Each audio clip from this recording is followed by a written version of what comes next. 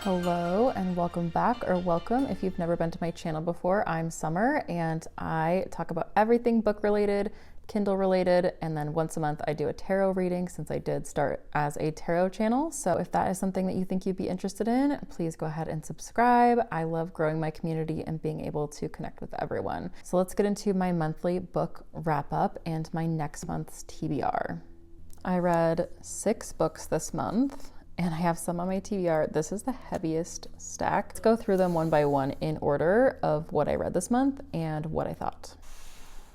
The first book that I read this month was House of Flame and Shadow, also known as Crescent City 3 by Sarah J. Maas. I got the Target exclusive version because I really wanted the Rune and Lydia bonus scene. They did this thing where wherever you got your physical copy, you got a bonus scene from different characters. So I actually had to go back and get this one because the one that I had originally didn't even have a bonus scene in it, and I was really upset. So I had to go back and hunt for one with the bonus scene. This one continues the story of Bryce and Hunt, and it was actually a little bit of a crossover with the ACOTAR series, also by SJM. I think some people were a little bit disappointed with what happened because it wasn't a full ACOTAR book like some people thought it was going to be. Some people, I don't want to spoil anything, but some people were a little bit disappointed because it didn't have as much ACOTAR as they wanted. But if you go in with the mindset that it is a Crescent City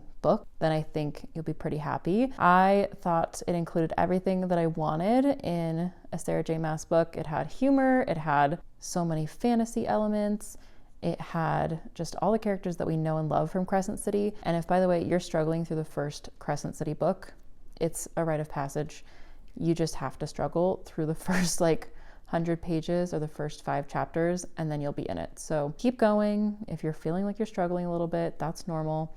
And then once you're through that and once you're through all the world building, it really gets a lot better. But you really do need those first 100 pages to understand everything else. This was my first book that I vlogged reading, and I truly loved it so much that then I started vlogging everything that I read this last month. So I will put those in the description. I'll also try and put them up here for you in case you're interested in watching me read and watching more of an in-depth review of House of Flame and Shadow. I did give this one 5 stars. The next book that I read this month was The Teacher by Freida McFadden. I read this one on my Kindle. This one was really interesting. I also rated this one 5 stars.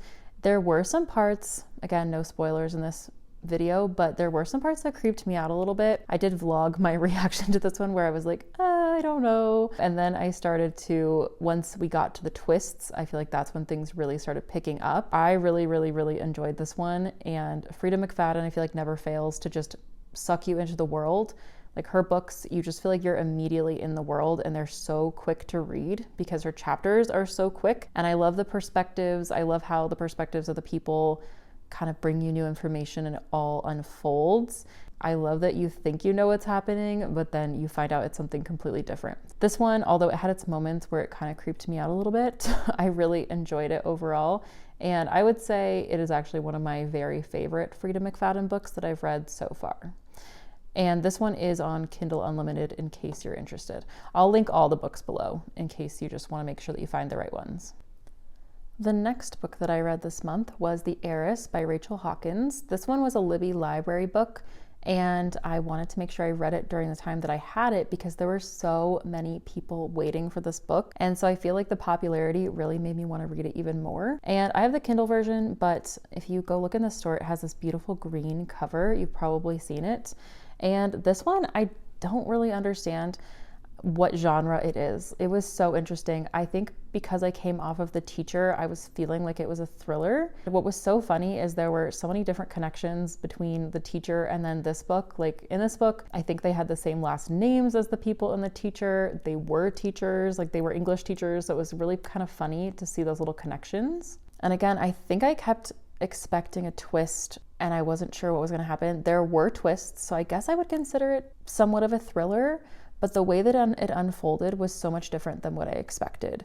And Rachel Hawkins really shows instead of tells, but she kind of shows while she tells what she tells. It's so interesting. I needed the audiobook to go along with this. When you buy a Kindle book or you have it from the library already on your Kindle, on Audible, you often get it for just a few dollars because it's discounted since you already have another version of it. Then it syncs back and forth between Kindle and Audible, and I really needed that for this book, especially because the different characters, I love when they have different voices if it's from different perspectives. That really helped me get through this book, and without the audiobook, I'm not sure. I might have quit at like 20% because I think by the time it gripped me, it was like 27% or something, and then I just had to know what happened. There were some twists. I did not guess the very big twists, but I guessed part of it, and I was proud of myself that I got that. This was also about the time that I made this little contraption. I was using this as a stand, so I was literally taking my Kindle everywhere that I went just so I could get this book finished because I was running out of time with my library loan. I did end up rating this a 4-star.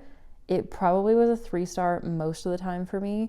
The writing again was beautiful, but the story itself just like did not grip me. If you really liked The 7 Husbands of Evelyn Hugo, you would really like this book, so definitely give it a try. I'm just not sure if it was for me, but overall, I did end up giving it 4 stars. The next book that I read was The House Across the Lake, and coming off of The Heiress and coming off of The Teacher, I expected this one to be super, super thrillery. Is that even a word? Thrillery? I don't know. It's what I expected, but I was interested in this one because it wasn't a terribly long read, but I'd seen a few people on YouTube reading it.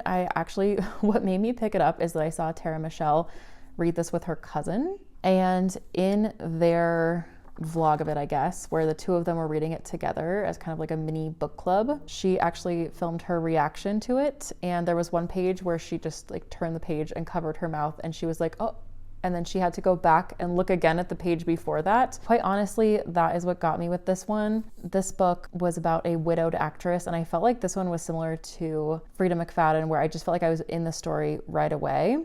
But then things got weird. This book, I'll let you read the description if you want. This book got so strange. Like I don't want to spoil anything, but there were elements that were not of a thriller. There were elements of another genre. If you watch me read this in the vlog, you'll see a little bit more about how I was just like, I don't even know what to say about this book. I ended up rating it 4 stars on Goodreads just because, again, it was really good, but then it took that weird turn, and the turn creeped me out so badly. Like, I was just like, you know what? I can't do this. I cannot do any more thrillers after I read this book because it freaked me out, and I just, yeah. It did a good job with that, though. It did a good job of kind of sucking me in. I was wondering who we could trust because I didn't feel like we could trust the narrator. I didn't feel like we could trust the people that the narrator was supposed to be allies with. I didn't feel like we could trust the person in trouble. It was all very confusing. So this book definitely got me, but that twist was one of the weirdest that I've ever read. Because I couldn't handle any more thrillers, and I was also doing the This Video Ends When I Find a 5-Star Read challenge, and I had not found a 5-star read with The Heiress or The House Across the Lake, and I'd heard really good things about this, and the fact that it was just a romance and magical realism book. I was so excited to read it, and this book is about a magical apartment where there is like a slip in time that is a 7-year slip. So it kind of reminded me of like The Time Traveler's Wife Meets the Proposal because there was a lot of book references in it. And it also reminded me, it had so many food references, and I felt like the author, Ashley Poston, I feel like kind of gave us, oh my gosh, I had such a good thing I was going to say about this and I should have written it down, but it felt like I was kind of consuming a delicious dish where it wasn't too sweet. Like, it wasn't a sappy romance, but it was sweet enough that I loved it and I wanted more, but I felt like if she gave us any more, it would be too much. Does that make sense? So it was almost like some sort of cake, to use the references that she uses in her book, that it was almost like a cake where it wasn't too sweet, but it was just sweet enough. It was a really fast read, probably about just as fast as The House Across the Lake. I also had this one with the audiobook companion to go along with it, and I loved just hearing their perspectives and hearing their story and reading it at the same time. So this one was actually my 5-star read that ended that video, which I'll try and link up here or in the description for you in case you want to watch that.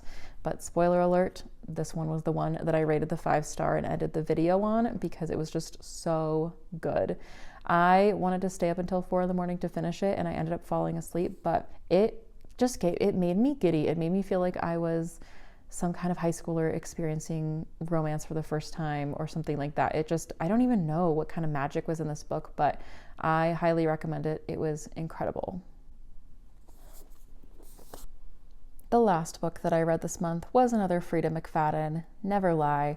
This one, I was also running out of time on my Libby library hold, and I tried to renew it, and there were too many people waiting, so it wouldn't let me renew it again. And this book is on Kindle Unlimited, but I wanted the audiobook to go with it because I feel like the woman who narrates Freida McFadden's books, or most of them, just does such a good job, and I love her voice, which is rare in a narrator that I just enjoy so much when I have listened to them read.